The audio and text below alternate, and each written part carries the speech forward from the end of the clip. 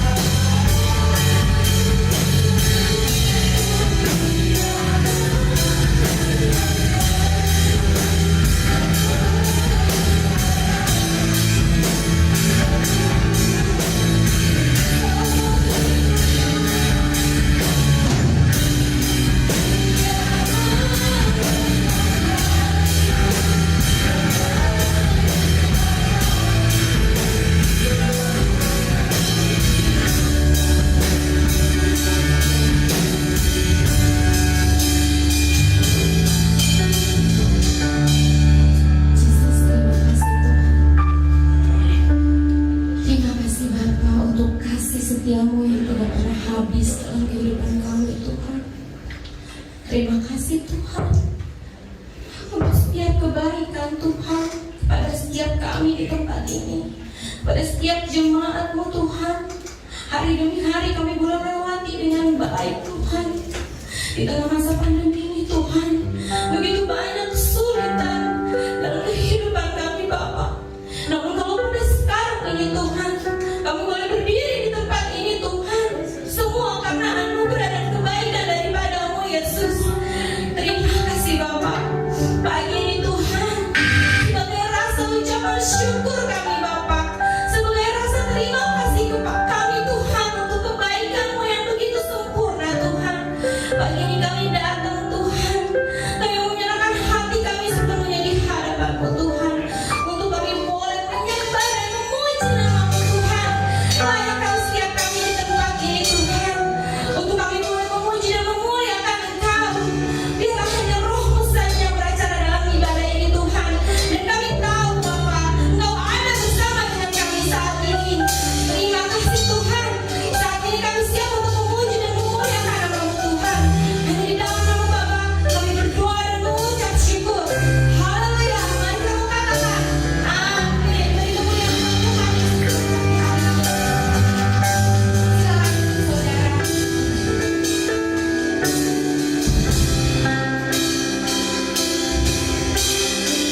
Saya sangat menyukai lagu yang barusan kita nyanyikan, karena secara tidak langsung kata-kata setiap lirik yang ada di dalam lagu itu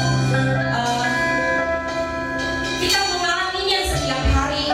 Namun terkadang seringkali kalau kita itu lupa bahwa Tuhan itu menyertai kita. Ketika kita ada masalah, kita memiliki pencobaan yang sepertinya tuh gak ada habis-habisnya. Terkadang kita mengeluh, kenapa Tuhan, kenapa?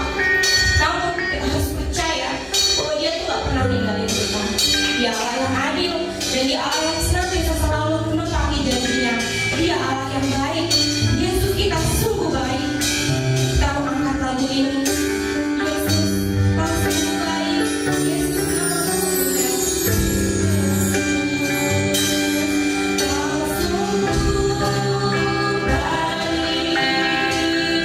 Yesus, namamu indah.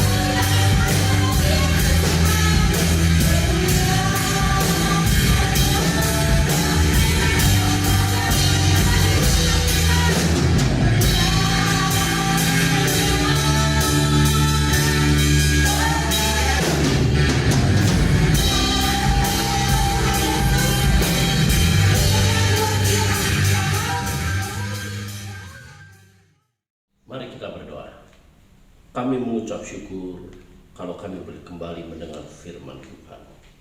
Urapi hamba-Mu, jadikan hamba-Mu berkat. Setiap kata kalimat yang keluar dari bibir hamba-Mu menjadi berkat bagi setiap mereka yang mendengar.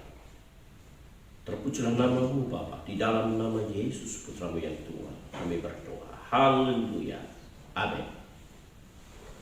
Salam sidang jemaat dan setiap yang mendengar firman Tuhan. Kita akan belajar tentang keterikatan akan dosa, itu mendatangkan maut. Dalam Kejadian pasal 3 ayat 1-7. Adapun ular ialah yang paling cerdik dari segala binatang di darat yang dijadikan oleh Tuhan Allah. Ular itu berkata kepada perempuan itu, "Tentulah Allah berfirman, semua pohon dalam taman ini jangan kamu makan buahnya, bukan?" Lalu saat perempuan itu kepada ular itu, "Buah pohon-pohon dalam taman ini boleh kami makan. Tetapi tentang buah pohon yang ada di tengah-tengah taman, Allah berfirman, jangan kamu makan ataupun raba buah itu, nanti kamu mati." Tetapi ular itu berkata kepada perempuan itu, "Sekali-kali kamu tidak akan mati. Tetapi Allah mengetahui bahwa pada waktu kamu memakannya, matamu akan terbuka dan kamu akan menjadi seperti Allah, tahu tentang yang baik dan yang jahat." Perempuan itu melihat bahwa buah pohon itu baik untuk dimakan dan sedap kelihatannya. Lagi pula pohon itu menarik hati karena memberi pengertian. Lalu ia mengambil dari buahnya dan dimakannya dan diberikannya juga kepada suaminya yang bersama-sama dengan dia. Dan suaminya pun memakannya. Maka terbukalah mata mereka berdua dan mereka tahu bahwa mereka telanjang, lalu mereka menyemak daun pohon ara dan membuat cala. Amin. Berbahagialah kita yang mendengar firman Tuhan ini dan melakukannya. Nanti saudara bisa baca satu pasal lebih jelasnya lagi, saudara. Saudara-saudaraku yang dikasih Tuhan, kita akan belajar tentang dosa. Ada banyak kata dalam perjanjian lama tentang dosa.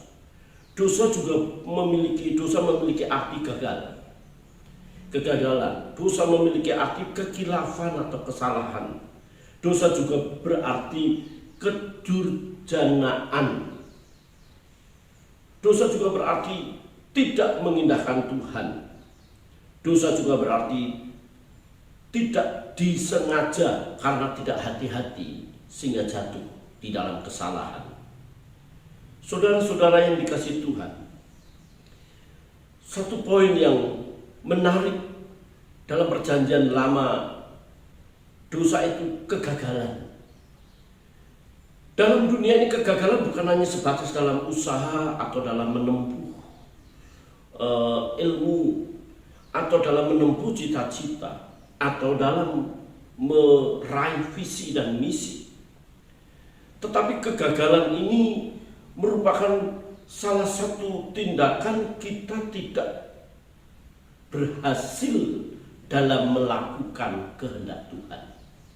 Jadi dari sini kita tahu bahwa melakukan kehendak Tuhan itu perlu perjuangan, perlu keseriusan, perlu komitmen. Saudara-saudara, perlu prinsip. Kalau orang ingin meraih satu cita-cita, satu gelar, itu perlu perjuangan. Demikian juga seharusnya kita melakukan kehendak Tuhan supaya kita tidak mengalami kegagalan. Dalam perjanjian baru memang ada dosa yang memiliki arti pemberontakan, tidak berhukum atau tidak mengenai sasaran. Pemberontakan di sini hampir sama dengan sebuah kegagalan, yaitu tidak berhasil melakukan kehendak Tuhan.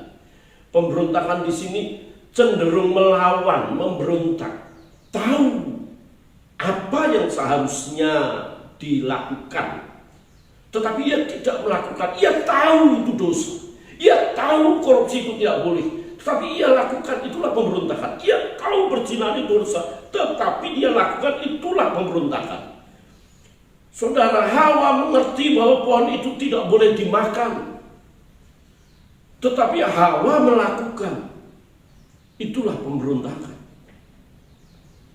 Saudara-saudara, Hawa mestinya harus selaras dengan apa yang Allah katakan, bahwa semua pohon ini boleh kamu makan, tetapi pohon yang di tengah-tengah itu pohon yang baik dan buruk ini, yang baik dan jahat ini jangan kamu makan. Mestinya melakukan itu. Ia tidak melakukan. Ia bukan hanya sebatas memberontak, tetapi ia melenceng dari sasaran. Kalau itu menjadi hukum, itu menjadi aturan Tuhan, ia langgar, berarti ia tidak berhukum. Ya, ini anomia, ACB pemberontakan, hamartia, tidak mengenai sasaran. Itu definisi dosa. Kita bisa pelajarin sendiri. Definisi dosa banyak hal yang bisa kita ambil dari beberapa sumber. Tetapi maksud yang saya inginkan, tidak ada artinya kita mengerti definisi, bahkan etimologi tentang dosa itu, kalau kita tidak berusaha untuk terus menyangkal diri, menahan diri untuk kita tidak jatuh dalam dosa. Saudara, manusia bisa jatuh dalam dosa, siapapun. Tetapi kita tidak membiarkan selalu jatuh, karena kalau kita selalu jatuh dalam dosa, maka dosa itu akan mengikat. Kita akan terikat dan kita susah keluar. Dan itu nanti akan mendatangkan maut. Saudara, kalau kita bicara dosa, saudara, kita tidak bicara di sini asal-usul dosa. Apalagi kita menuduh bahwa dosa berasal dari Allah. Karena Allah adalah sumber segala sesuatu. Kita tahu dalam 1 Yohanes 1 ayat yang kelima, bahwa Allah itu terang dan di dalamnya sama sekali tidak ada kegelapan. Kata terang itu menunjukkan pribadi Allah, Maha Kudus, Maha Agung, Maha Mulia, Maha Suci. Tindakan-tindakan Tuhan, tetapi kegelapan itu melambangkan dosa. Allah itu terang dan di dalamnya tidak ada sama sekali kegelapan. Yesus berkata, akulah terang dunia. Barang siapa mengikut aku, ia akan berjalan dalam terang itu. Dia tidak berjalan dalam kegelapan. Berarti selama kita mengikut Tuhan, seharusnya kita harus hidup dalam kebenaran, bukan dalam kegelapan. Kalau kita mengatakan di dalam Kristus, tetapi kita masih mudah jatuh ke dalam dosa dengan alasan khilaf, dengan alasan kita masih manusia, dengan alasan rohani kita masih diproses Tuhan, kita mudah jatuh dalam dosa, dan kita berkata, ada waktunya saya bisa berbuat baik, ada waktunya nanti saya hidup dalam kekudusan. Saudara-saudara, ini satu alasan klise, satu alasan di mana sebenarnya orang itu tidak mau menyangkal diri. Allah tidak sumber dosa, Allah juga bukan penyebab dosa, sebab Allah itu terang dan di dalamnya tidak ada kegelapan. Saudara-saudaraku yang dikasihi Tuhan, Allah ingin supaya manusia tidak jatuh dalam dosa. Dan orang yang hidup di dalam Tuhan, ia tidak seharusnya hidup di dalam kegelapan. Kalau kamu telah dilahirkan baru, kita menjadi anak-anak Allah. Orang yang lahir dari Allah tidak terus-menerus berbuat dosa. Dan ini menjadi sebuah pergumulan. Ini menjadi sebuah prinsip dalam hidup kita untuk kita tidak jatuh dalam dosa.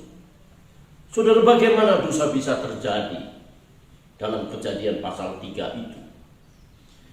Yang pertama, saudara, Hawa memberi kesempatan dan peluang untuk memiliki komunikasi dengan iblis. Kalau Hawa langsung lari mencari Adam, tidak memberi kesempatan dia tidak jatuh. Jelas cerita Kejadian 3 saya tidak perlu ulang. Tetapi Kejadian pasal 3 ini memberikan satu pemahaman dan pengertian dalam hidup kita. Jangan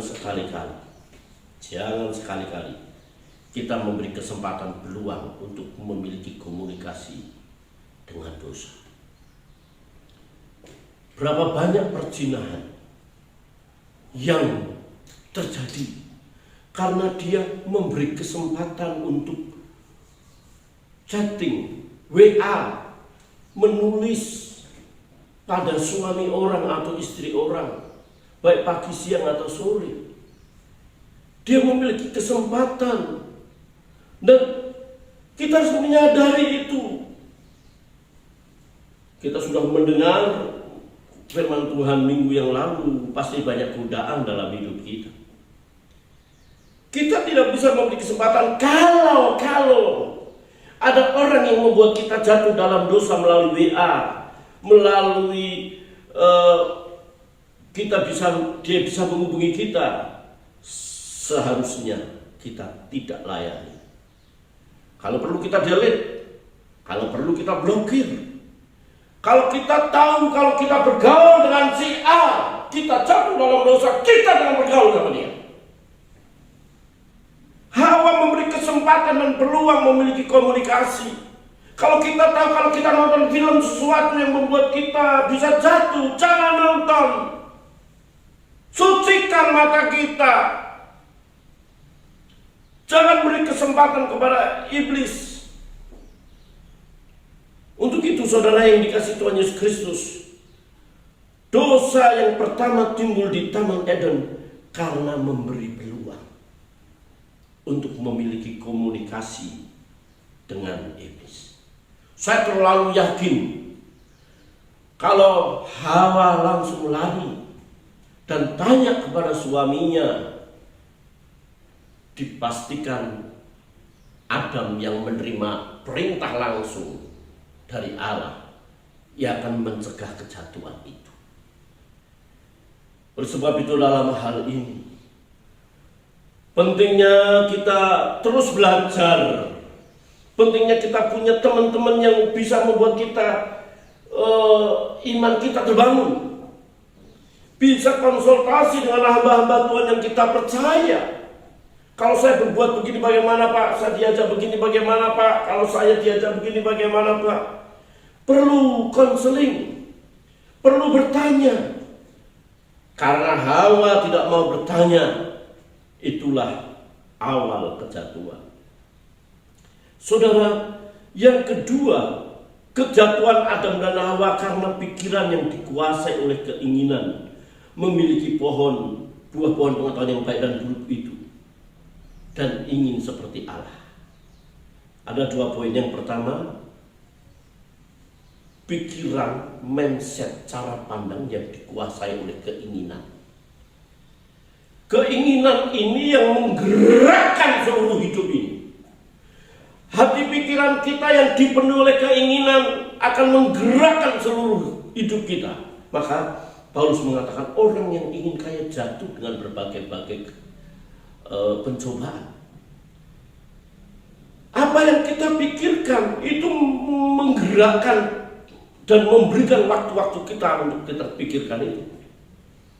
Kalau orang ingin menciptakan kursi, dia sudah membuat pola dalam pikirannya, dia akan buat sedemikian rupa kursi itu atau meja.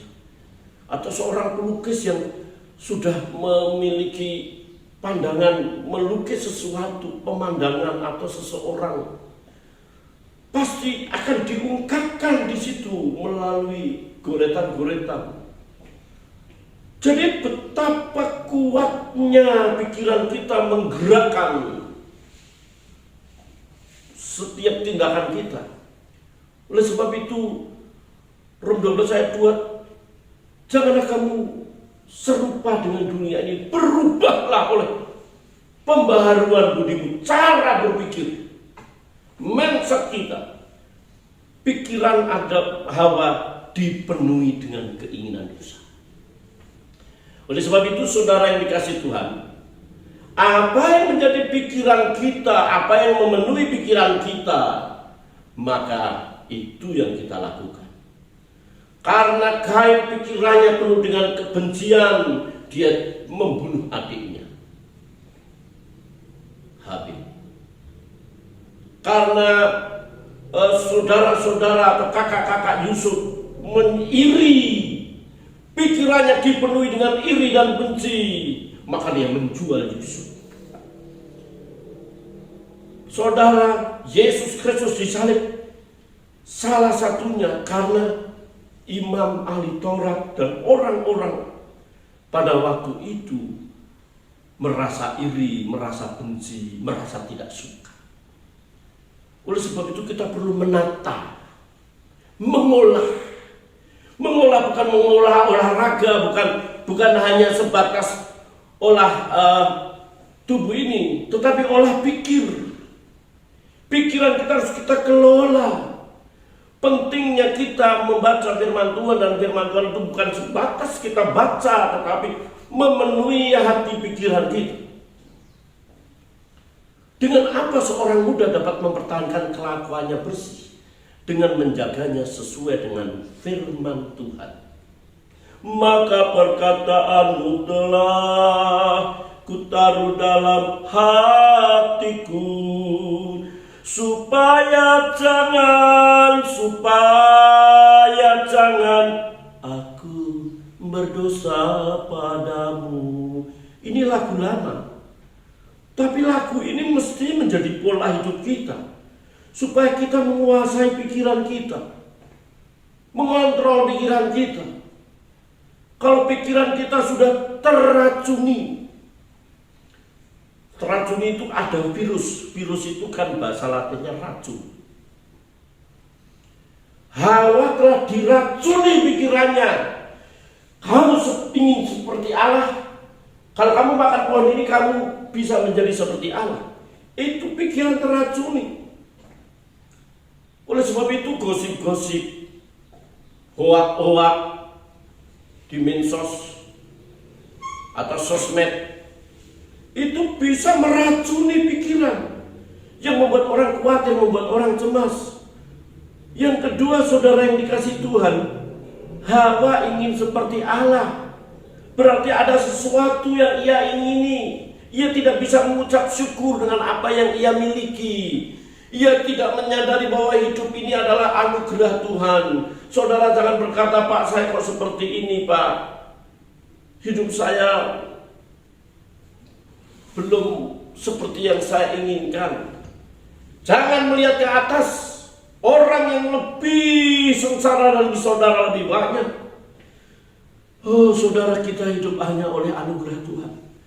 Sehingga Tuhan memberikan hukum yang ke-10. Jangan mengingini barang sesamamu, baik itu istrinya, rumahnya, anaknya, laki-laki, anaknya, perempuan, hartanya. Kalau ayat itu ditulis pada masa kini, jangan mengingini barang sesamamu, baik itu rumahnya, baik itu mobilnya, baik itu tabungannya. Banyak hal. Hawa jatuh karena ia tidak bisa mengucap syukur. Ia tidak bisa menerima keberadaannya sebagai anugerah Tuhan. Saudara, dosa itu satu benih. Ketika Adam dan Hawa jatuh dalam dosa, maka semua manusia jatuh dalam dosa yang orang kenal dengan dosa warisan. Dosa warisan itu setiap manusia jatuh, semua manusia yang lahir memiliki benih dosa. Hanya Yesus yang dikandung dari Roh Kudus, ia tidak memiliki benih dosa. Saudara-saudara, benih itu bisa bertumbuh, mengikat pikiran, mengikat perasaan, mengikat hati kita, sehingga kalau kita biarkan, kita bisa jatuh dan bisa mendatangkan maut. Oleh sebab itu, saudara, mari, kalau ada rasa benci, ada rasa tidak mengampuni, ada rasa kejengkel, ada rasa tidak bisa menerima keberadaan, ada benih-benih dosa, maka segera kita matikan. Jangan kita biarkan kita susah tidur karena memikirkan itu. Jangan kita susah tidur karena memikirkan kebencian. Jangan kita susah tidur karena saudara telah dilukai orang. Entah itu suami, entah itu istri, entah itu anak, entah itu mertua, entah itu siapapun. Ampuni mereka karena mereka tidak tahu apa yang mereka perbuat. Saudara, dosa itu bisa berakibat psikis. Ada mulai malu, ada mulai takut, ada mulai cemas, ada mulai khawatir dan dia bersembunyi dari hadapan Allah. Itu dosa secara psikis. Dari segi batin, saudara, kalau kita berbuat dosa, saudara mencuri, saudara korupsi, saudara ditangkap dan dimasukkan ke dalam penjara, saudara akan malu, anak istri akan malu, dan semua orang akan bisa membuli. Saudara-saudara, betapa berhati-hatinya kita akan dosa ini untuk kita tidak melakukannya. Dosa bisa mengakibatkan kita malu, dosa bisa mengakibatkan kita cemas, dosa bisa membuat kita khawatir, saudara. Secara fisik, kita tahu Hawa harus melahirkan, ular berjalan dengan perutnya, Adam harus bekerja. Itu secara fisik. Jelas, psikis kita itu sangat mempengaruhi fisik. Saudara khawatir, saudara takut, saudara cemas, saudara akan insomnia, susah tidur. Akhirnya daya tahan tubuh menurun. Dengan daya tahan tubuh menurun, kita gampang terserang penyakit. Apalagi masa pandemi COVID begini. Tubuh kita harus fit, imun kita harus kuat, sehingga kita mesti harus jauh dari ketakutan dan kecemasan dan kekhawatiran. Jangan anggap doa itu tidak memiliki hubungan dengan fisik, kesehatan fisik maksudnya. Orang-orang yang suka berdoa hidup dalam kekudusan, hatinya tenang, hatinya penuh pengharapan. Sekalipun dia menghadapi banyak kesulitan, banyak menghadapi masalah, banyak menghadapi tantangan, dia tetap tenang. Dia bisa istirahat dengan tenang karena tahu pemeliharaan Tuhan itu sempurna. Dia fresh, dia segar, dia bisa senyum. Kalau orang itu penuh dengan doa, banyak doa, saudara, masalah pasti tetap ada. Namanya orang hidup pasti punya masalah. Tetapi dia akan memiliki power of spirit yang membuat dia segar, yang membuat dia sukacita. Saudara-saudaraku yang dikasihi Tuhan, dosa bisa membuat yang pertama kita putus hubungan dengan Allah. Kematian rohani. Jelas kematian jasmani semuanya kita dalam antrian panjang. Kita tidak bisa mundur ataupun kita juga tidak bisa maju dalam antrian ini. Tetapi dosa mengakibatkan kematian rohani. Itu kalau kita tidak siuman, kita tidak bangkit kembali bertobat, datang kepada Tuhan, membangun hubungan dengan Allah, kita tidak pulih. Dan akhirnya Anda akan mengalami kematian yang ketiga, itu kematian selama-lamanya, terpisahnya antara Allah dan manusia, antara surga dan neraka. Dan ini mesti harus kita takuti. Ini kita mesti harus hindari. Kematian rohani bisa kita bangun selama kita masih punya kesempatan. Tetapi mari kita menyadari hidup yang sederhana kita sementara ini kita tidak tahu hari esok. Kalau hari ini kau jauh dari Allah, kau harus bertobat, cari Tuhan. Hidup dalam kekudusan.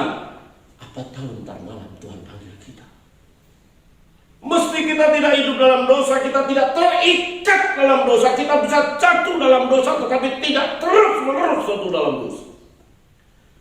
Saudara-saudara, kalau orang dunia berusaha sekuat tenaga, memberi waktu, uang, tenaga untuk meraih kesuksesan, itu tidak salah.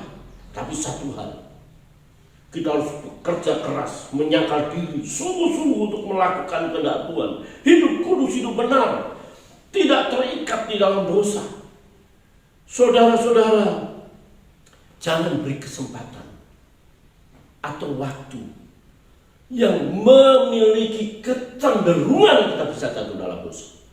Jangan berikan kesempatan hidup ini untuk bergaul dengan orang-orang yang bisa mengikat kita jatuh dalam dosa.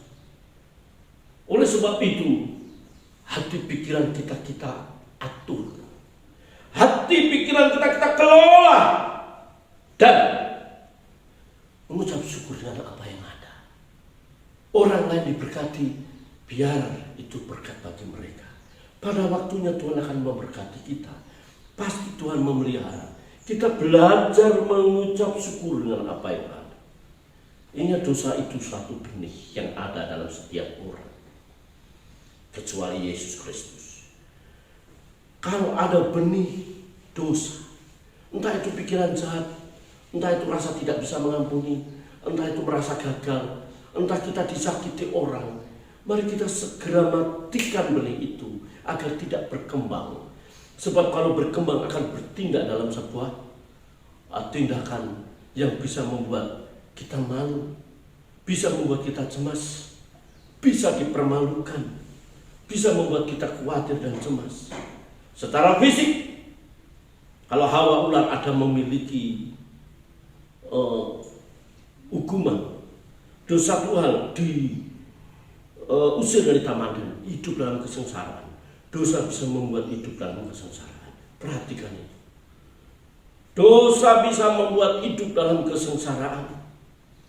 Oleh sebab itu saudara, dosa mesti harus segera kita matikan. Dosa bukan hanya membuat kematian jasmani, tapi bisa membuat kematian rohani. Bahkan kematian selama-lamanya di api neraka yang kekal. Oleh sebab itu saya mau mengajak jemaat, saya mau mengajak diri saya sendiri tentunya, dan seluruh pendengar yang mendengar berita kebenaran ini, jangan biarkan benih dosa itu ada dalam hatimu, ada dalam pikiranmu. Kelola pikiranmu dengan apa yang engkau baca, engkau lihat. Kelola pikiranmu dengan siapa engkau bergaul, dengan siapa engkau berbicara. Apa yang saudara tulis di media sosial, apa yang saudara baca di media sosial, YouTube bisa mempengaruhi pikiranmu. Oleh sebab itu mari saya mau mengajak jemaat hidup tidak terikat dosa.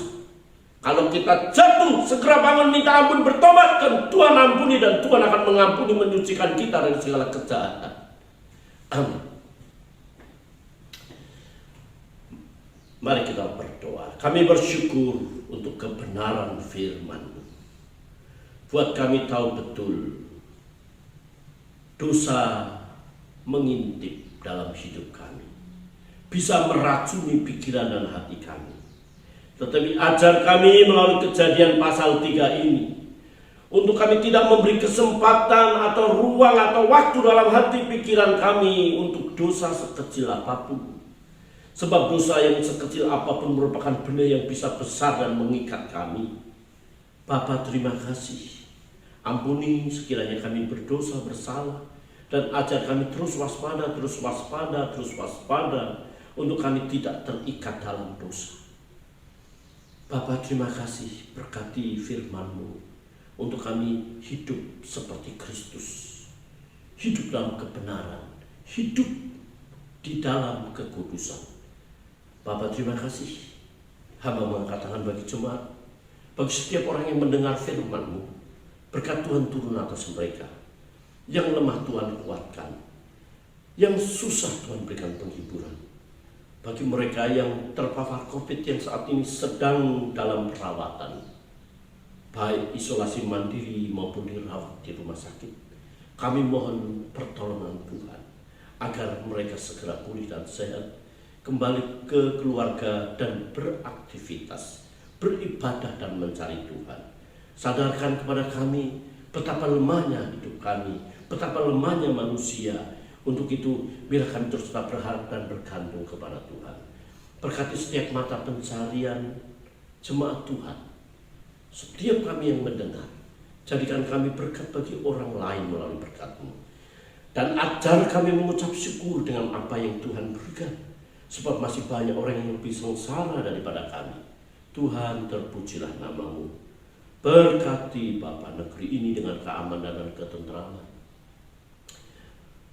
Pemerintah daerah sampai pusat Tuhan memberkati dengan nikmat Allah.